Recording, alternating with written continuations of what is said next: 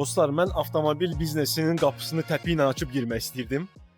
Amma alınmadı, çünki təpi ilə açılacaq bir şey qalmayıb avtomobil biznesindən. Çindən avtomobili göndərmək biznesini nəzərdə tuturam. Mənə yazanlar bilir, imtina elədim. Artıq avtomobillə maraqlanana deyirəm ki, mən bu işi buraxmışam. Heç başlamadım da açığı. Bir-iki dənə sifariş var idi, onları yola verdik. Ondan sonra gördüm ki, hər şeyin riskin bir qazancı var. Yenə də avtomobil həvəskarıyam. Mən sizə bugün Tesla'nın yeni model 2025 Model Y avtomobilini göstərmək istəyirəm. Bəli, mən Tesla'nı bəyənirəm.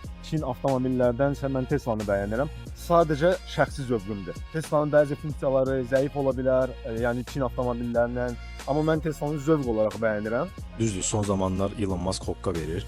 Amma dizaynla məncə bunun bir əlaqəsi yoxdur. Brendə təsiri var bu məsələnin, amma dizayna məncə bir təsiri yoxdur. Elon Musk'ın misalında biz görə bilirik ki, ticarətlə məşğul olursansa ol.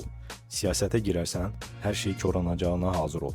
Dizaynda bir qeyri-adilik yoxdur. Görürsüz, minimalizmdir. Yəni müəyyən bir insanlar var, minimalizm zövqünü çox sevirəm şəxsən mən. Yəni mən tam istədiyim kimidir. Əlavə bir düymələri yoxdur, heç bir şey yoxdur. Hər şey monitordan idarə olunur. Yemək videolarının altında yazırlar kommentariyalar, yox onu yemə, bunu ye, bu pisdir, iyrəncdir. Zövqə bağlı bir şeydir. Siz yemirsinizsə mən yeyirəm.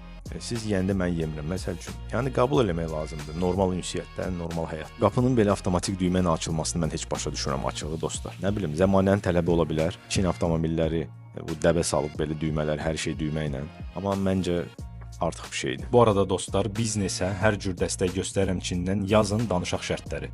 Bir dahaki səfərdə buna baxarıq. Nə deyirsiniz?